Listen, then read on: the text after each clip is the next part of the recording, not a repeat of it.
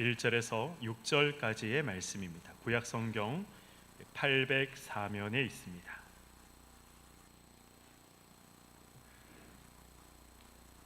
욥기 42장 우리 1절에서 6절까지의 말씀을 교독하도록 하겠습니다.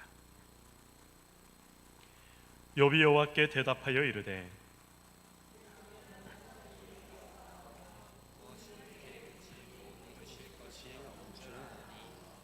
무지한 말로 이치를 가리는 자가 누구니까? 나는 깨닫지도 못한 일을 말하였고 스스로 알 수도 없고 헤아리기도 어려운 일을 말하였나이다. 내가 말하겠사오니 주는 들으시고 내가 주께 묻겠사오니 주여 내게 알게 하옵소서. 내가 주께 대하여 귀로 듣기만 하였사오나 이제는 눈으로 주를 배움나이다. 그러므로 내가 스스로 거두어 드리고 티끌과 제 가운데에서 베게 하나이다. 아멘. 네, 우리 태신자 구호를 우리 마지막으로 이제 외치는 것 같습니다. 우리 한번 힘차게 외치고 말씀을 듣도록 하겠습니다. 예수로, 생명으로, 구원으로, 할렐루야. 네, 하나님께 영광의 박수 올리도록 하겠습니다. 감사합니다.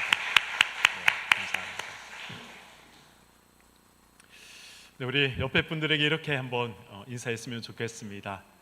당신이 은혜이고 기적입니다. 네, 당신이 은혜이고 기적입니다. 네. 네, 제가 이렇게 인사를 나누자고 한 이유가 있습니다. 사실 이제 돌아오는 주일날 태신자들을 위해서 이제 신앙이 없는 분들, 하나님을 모르는 분들을 위해서 설교를 해야 하는데 참 고민이 많습니다. 어떤 설교를 해야 될까? 무슨 말씀을 해야 할까? 그런데 예수 그리스도를 이야기하는 것, 우리의 죄를 이야기하는 것, 십자가를 이야기하는 것, 죽음 이후에 우리의 영생에 대해서 이야기하는 것, 그거 외에 무엇을 이야기를 하겠습니까? 그런데 그러한 것들을 이야기한다고 해서 예수를 모르는 분들이 그러한 것들을 듣고 그렇구나, 그러한 것들이 정말 있구나 라고 어떻게 믿을 수가 있겠습니까? 그렇지 않습니까? 우리는 다 믿고 있기 때문에 제가 주일날 아니면 예배 시간에 또 우리 목사님들이, 전도사님들이 하시는 그런 이제 성경의 내용들, 말씀들을 우리는 아멘으로 받습니다. 그러나 그러한 내용들을 모르고 믿지 않는 분들이 그러한 내용들을 듣는다고 해서 그러한 것들을 내가 믿겠습니다 라고 고백하고 그리고 또 신앙을 가지겠다라고 다짐하고 결단하는 것, 그러한 것들이 아무리 인간이 말을 잘한다고 해서 가질 수 있는 마음인가? 이번 주에 정말 깊이 한번 생각을 해봤습니다. 그런데 아니다라는 것이 저의 대답이었습니다. 그래서 하나님을 믿는다는 것이 은혜구나, 예수를 우리가 믿는 것이 은혜구나, 이것은 나의 노력이나 나의 결단이 아니라 정말 하나님이 주신 선물이구나 라는 것을 다시 한 번 더 생각하게 됐습니다. 그렇지 않습니까? 그래서 은혜고, 그래서 하나님의 놀라운 사랑인 것이죠. 여기 이 자리에 우리가 나와서 예배를 드린다는 것, 놀라운 하나님의 은혜이고 놀라운 하나님의 사랑입니다. 어떤 인간의 말로 하나님에 대해서 설명을 하고 하나님에 대해서 이해를 시키기 위해서 우리가 이야기를 한다고 하더라도 사람들은 이해할 수가 없습니다. 하나님에 대해서, 죄에 대해서, 인간에 대해서 이해할 수가 없는 것이죠. 근데 우리는 다 믿고 그리고 이 자리에 나와 있는 것입니다. 그래서 정말 은혜다, 정말 놀라운 하나님의 은혜다라는 것을 제가 주일 이제 말씀을 지금도 이제 준비를 하고 있습니다. 내일도 이제 하루 종일 말씀을 준비를 해야 하는데 그래서 정말 하나님의 은혜구나라는 것을 다시 한 번 더 생각하게 되는 한 주였습니다. 어떻게 이 말씀을 이해를 시켜야 될까? 그 깊은 이 고민과, 그리고 또 제가 내린 결론은 이해를 시키는 것이 아니라 역시 말씀은 믿음으로 선포해야 하는 것이다. 믿고 안 믿고는 하나님께서 하시는 것이고 성령께서 역사하셔야 하는 것이다. 그래서 기도가 더욱더 필요한 것이고 하나님께서 은혜 주셔야 하는 것이다. 끝까지 그래서 우리가 하나님을 붙잡고 기도해야 하는 것이 그래서 중요한 것이다 라는 것을 다시 한 번 더 생각하게 되는 한 주간의 시간이었습니다.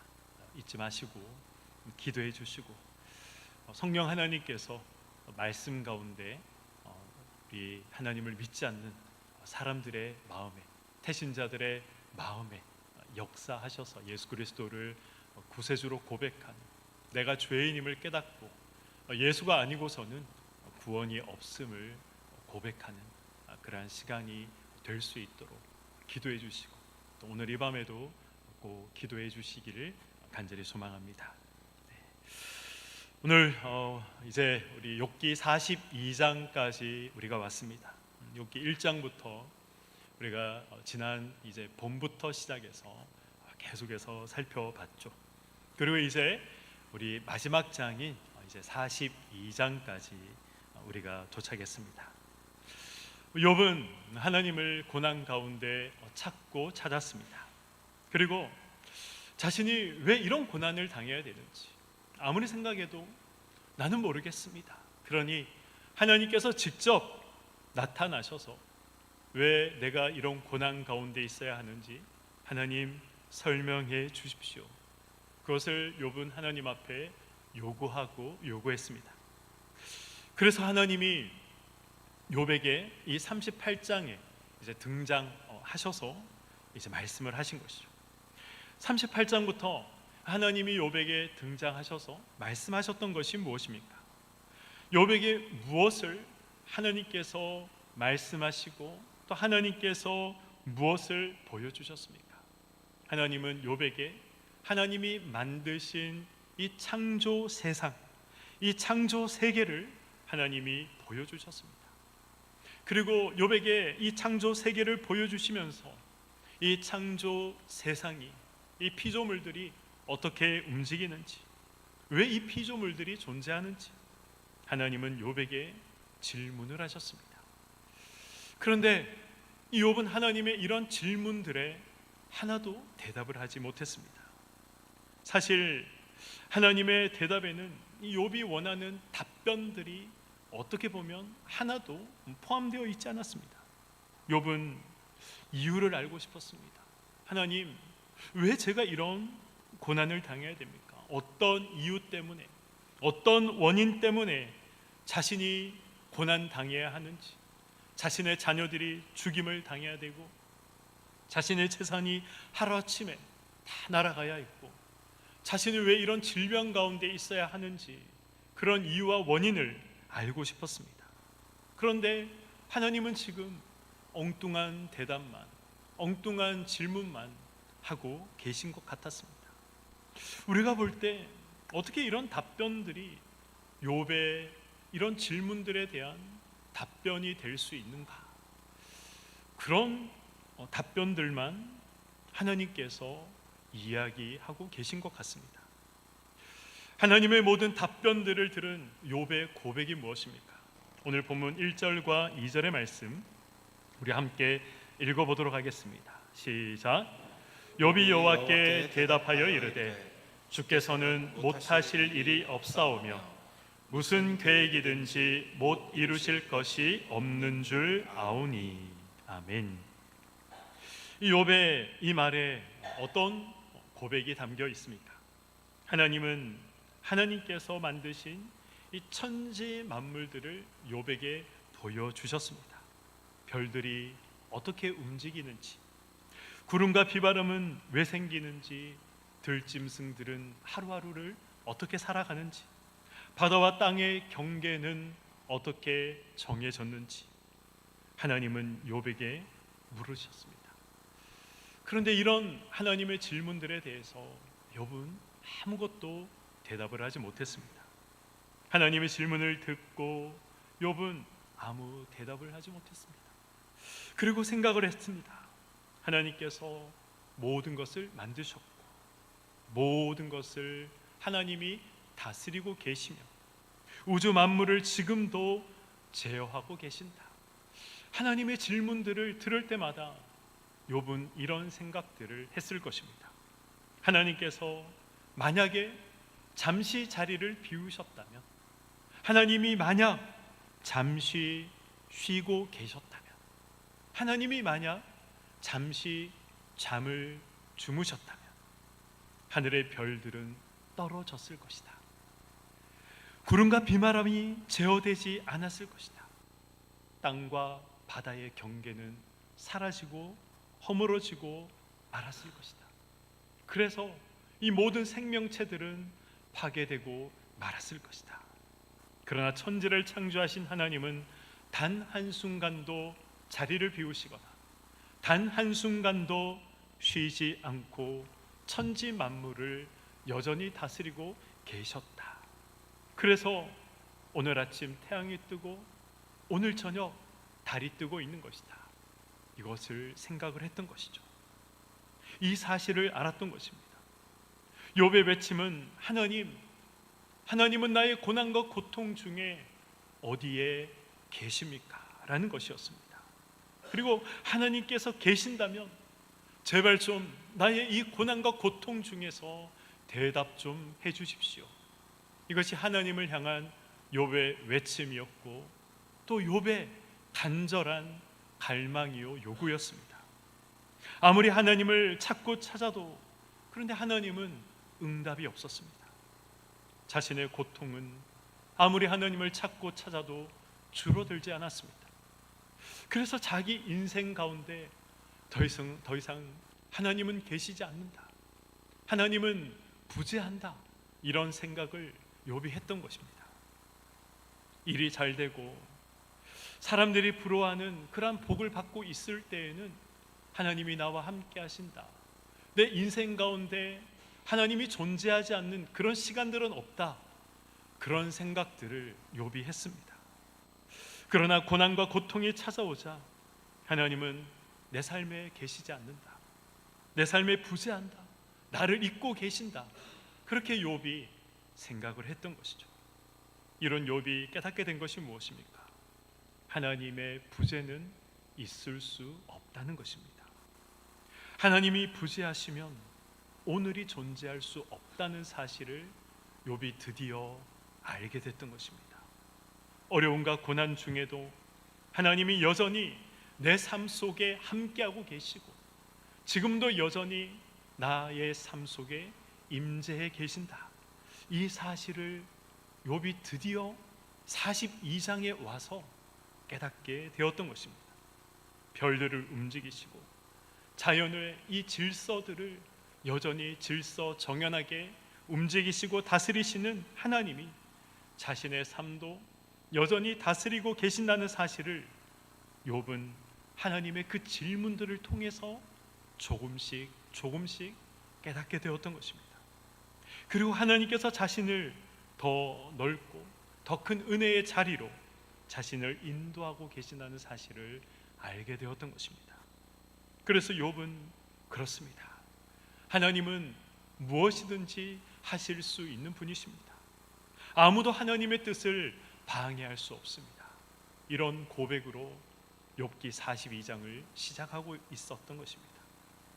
사랑하는 성도 여러분, 우리도 하나님이 나의 삶 속에서 계시지 않는 것처럼 느껴질 때가 있지 않습니까?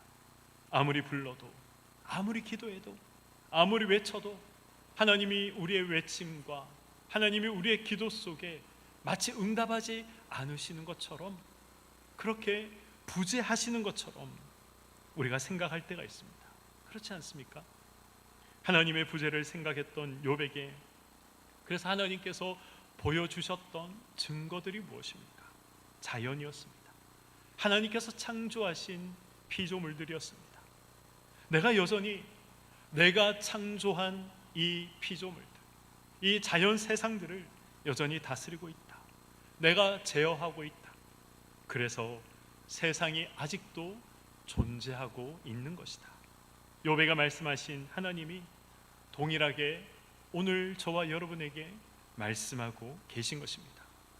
계절의 변화를 보면서, 이 길에 떨어져서 나뒹구는 이 낙엽들을 보면서, 또 아침과 저녁을 우리가 맞이하면서 하늘의 별들을 보면서, 또 육지로 넘어오지 못하는 그 바닷물들을 보면서 우리가 생각해야 하는 것이 무엇입니까?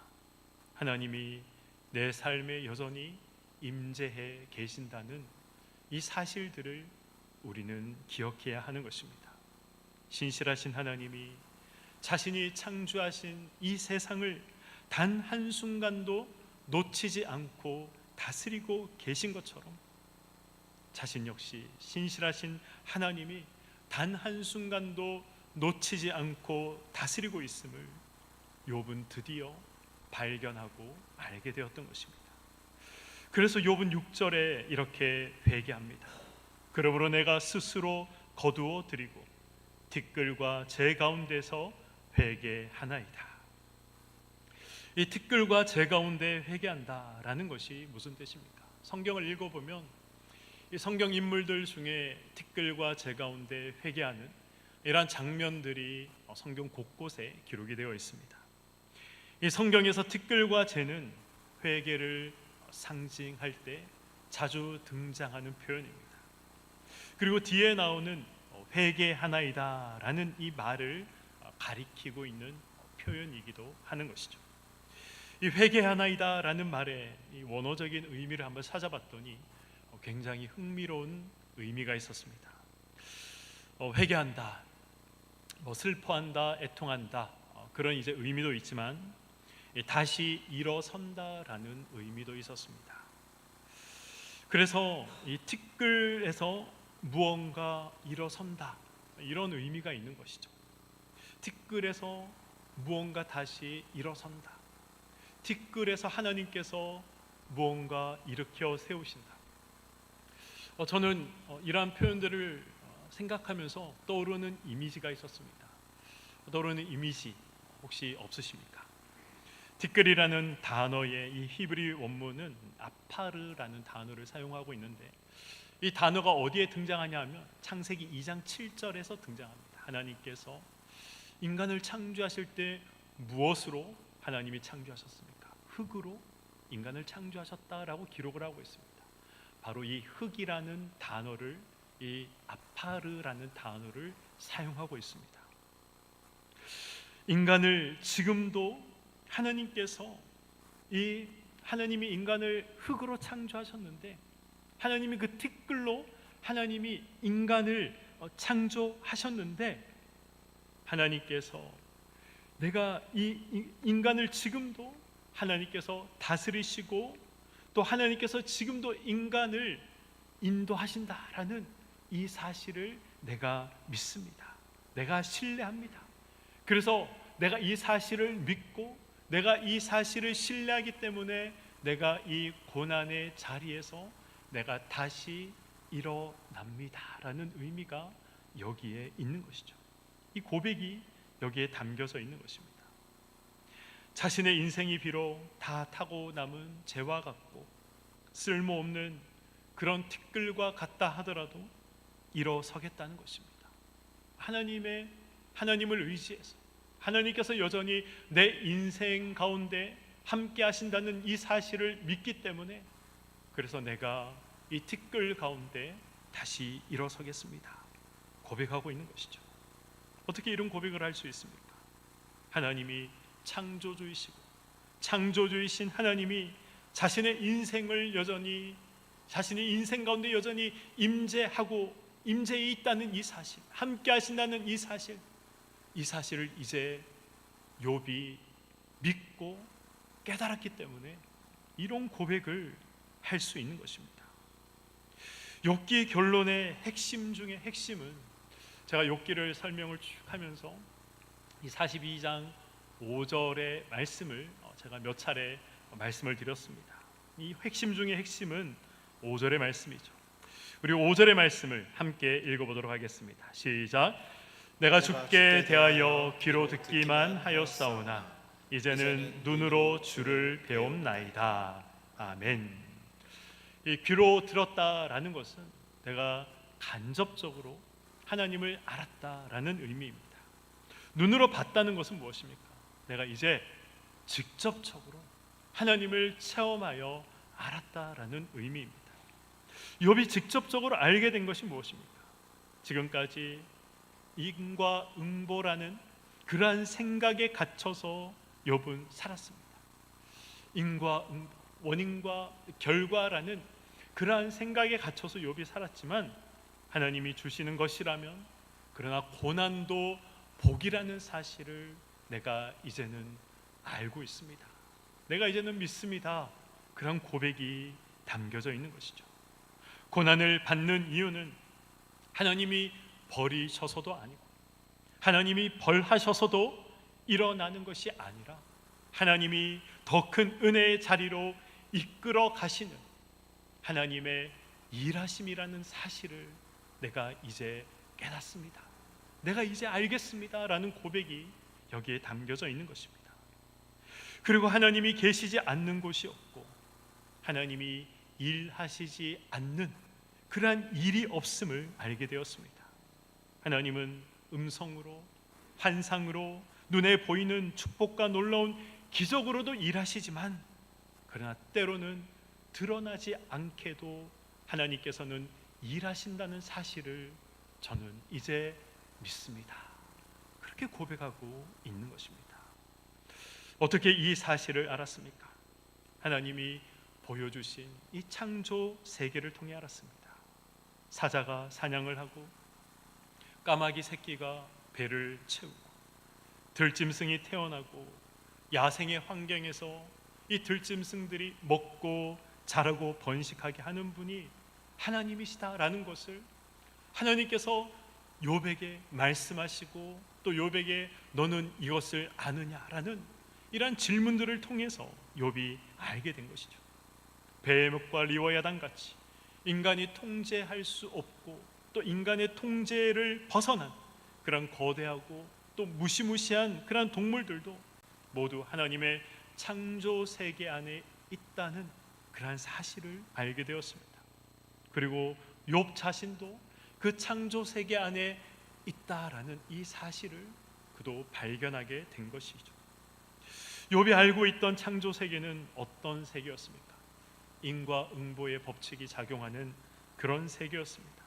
선한 사람은 상을 받고 악한 사람은 벌을 받는 그것이 당연한 세계였습니다. 모든 사람이 하나님은 인과응보의 하나님으로 알았습니다. 그의 친구들도 그렇게 알고 있었습니다. 그러나 그 인과응보의 법칙이 깨어져 버렸죠. 그러자 욥에게 찾아온 생각은 무엇입니까? 세상 밖에 나는 홀로 존재한다는 것입니다. 인과응보의 법칙으로 따져보면 나는 벌받을 이유가 없고 나는 하나님께 축복만 받아야 되는데 그런데 축복이 아니라 고난과 고통을 받고 있으니 지금 자신이 알고 있는 그러한 하나님, 자신이 알고 있는 그러한 세상, 이런 모든 것들이 다 깨어져 버린 것이죠. 그래서 나는 세상 밖에 홀로 존재한다, 그렇게 생각을 했던 것입니다. 그런데 그것이 아닌 것이죠. 여전히 하나님께서 창조하신 세상 가운데 여전히 욥은 존재하고 있었고 여전히 하나님께서는 욥의 삶 가운데 임재하셔서 욥을 더 큰 은혜의 자리 가운데 인도하고 계셨던 것입니다. 그런 욥에게 하나님은 새끼 까마귀까지 먹이시는 그 사소한 것부터 인간이 제어할 수 없는 그 무자비하고 무시무시한 이 리워야단과 베목까지 하나님의 창조 영역 안에 있다라는 이 사실을 말씀해 주고 계신 것입니다. 그때 욥은 아주 사소한 것부터 인간의 제어를 넘어서는 것까지 모든 것이 이 하나님의 창조 세계 안에 있음을 그는 깊이 깨닫게 되었던 것입니다. 그러면서 욥 자신도 단 한 번도 하나님이 만드신 그 창조 세계를 벗어난 적이 없었다라는 사실을 그가 깊이 깨달았던 것입니다. 내가 주께 대하여 귀로 듣기만 하였사오나 이제는 눈으로 주를 배움나이다 라는 이 욥의 고백은 그래서 이런 고백이 되는 것입니다. 쉽게 말하면 하나님, 저는 하나님이 천지를 창조하시고 전지전능하시고 세상을 다스리시며 항상 저와 함께 계시는 분이다 라고 저는 지금까지 그렇게 알고 있었습니다. 그러나 막상 저에게 어려움이 찾아오니 제가 알던 모든 것이 다 무너져 내렸습니다. 그러나 이제 나는 나의 눈으로 하나님을 봅니다. 하나님이 계시지 않는다, 하나님이 듣지 않는다 생각했던 그 모든 순간에도 하나님은 저와 함께 하셨고 하나님은 저를 인도하셨습니다. 제가 드디어 이 사실을 체험하여 알게 되었습니다. 이렇게 고백하고 있는 것입니다. 사랑하는 성도 여러분, 이것이 저와 여러분의 고백이 되기를 소망합니다. 우리는 설교를 통해서, 성경 공부를 통해서, 또는 누군가의 간증을 통해서 우리는 욥처럼 하나님을 들어서 알고 있습니다.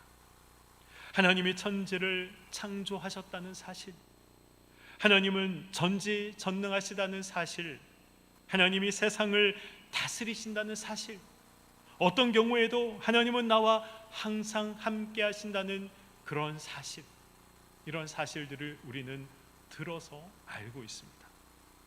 그러나 들어서 아는 사실이 아니라 눈으로 직접 보아서 아는 사실이 되어야 하는 것입니다. 이 사실을 알도록 하나님은 욥에게 무엇을 주셨습니까? 욥에게 고난을 주셨습니다. 이 사실을 알도록 하나님은 이 욥의 울타리를 까닭 없이 걷어내셨습니다. 욥이 안전하다 생각했던 그의 울타리들, 그의 평안의 울타리들, 그의 모든 울타리들을 하나님께서 다 걷어내셨습니다. 그래서 우리의 고난에 따지고 보면 이유가 없는 것이 아니라 이유가 있는 것이죠. 그러나 이 이유는 우리가 생각하는 그런 이유가 아닙니다. 하나님을 더 깊이 알도록, 하나님을 더 많이 알도록 하기 위해 주시는 그런 이유인 것이죠. 그래서 우리를 더 큰 은혜의 자리에 설 수 있도록, 더 큰 은혜의 자리에 우리가 위치할 수 있도록 하나님께서 우리에게 고난을 허락하여 주시는 것입니다. 이것이 욥기의 중요한 결론 중에 하나임을 우리는 기억해야 하는 것입니다. 사랑하는 성도 여러분, 이 주를 본다 이렇게 고백하고 있죠. 이 주를 본다는 것은 창조 세계의 실제를 본다는 것입니다. 즉 하나님께서는 38장부터 등장하셔서 욥에게 계속해서 하나님이 만드신 창조 세계에 대해서 말씀을 하셨습니다. 그리고 42장에 와서 그가 주를 봅니다 라고 고백하고 있는 것이죠. 주를 본다는 것은 창조 세계를 본다는 것입니다. 창조 세계의 실제를 본다는 말입니다. 어떤 실제입니까? 마태복음 6장에 보면 예수님께서도 이런 말씀을 하십니다. 공중 나는 새를 보아라. 공중 나는 새들은, 그들은 하나님께서 그 새들을 먹이시지 않느냐. 창고에 먹을 것을 쌓지 않아도 하나님께서 그 새들을 먹이시지 않느냐. 들에 핀 백합화를 봐라. 이 백합화 길쌈하지 않아도 하나님께서 입히시지 않느냐. 예수님께서 그런 말씀을 하십니다. 그런데 너희는 이 새보다, 이 백합화보다 더 귀한 존재가 아니냐. 그런 말씀을 예수님께서 말씀하시는 장면이 마태복음 6장에 기록이 되어 있습니다. 이것이 창조 세계의 실제라는 것이죠. 예수를 죽이시기까지 우리를 사랑하신 창조 세계의 실제라는 것입니다. 그래서 하나님의 은혜와 능력에서 우리는 제외될 수 없다는 것이죠. 하나님이 창조하신 들에 핀 꽃도, 하나님이 창조하신 날아다니는 새 한 마리조차도 하나님께서 먹이시고 입히시는데, 너희들을 위해서 독생자이신 예수를 죽이시기까지 사랑하시는 것이 창조 세계의 실제다. 그것이 하나님께서 우리에게 말씀하고 계신 내용인 것이고, 이것이 욥이 말한 주를 본다라는 말의 의미인 것입니다. 이것을 보는 것이 창조 세계의 실제를 보는 것입니다. 이 창조 세계의 실제를 보시는 저와 여러분이 되시기를 소망합니다. 독생자를 죽이시기까지 우리를 사랑하시는 이 창조 세계의 실제, 예수 안에서 우리를 붙드시고 또 인도하시는 이 창조 세계의 실제를 발견하시기를 소망합니다. 그래서 욥과 같이 귀로 듣기만 하는 그런 신앙이 아니라 이제 눈으로 하나님을 보는 그런 신앙으로, 하나님을 체험하는 신앙으로, 그래서 하나님께서 내 삶 속에서 날마다 매 순간마다 함께 하시고 임재하신다라는 이 고백이 우리의 입술에서 떠나지 않는 저와 여러분의 삶이 되기를, 모든 고난은 하나님이 우리에게 은혜 주시기 위해서 더 큰 은혜의 자리로 우리를 인도하시기 위한 하나님의 은혜의 방편입니다 라는 이러한 고백이 우리의 입술에서 고백되어지는 저와 여러분의 삶이 되시기를 주님의 이름으로 간절히 축원드립니다. 아멘.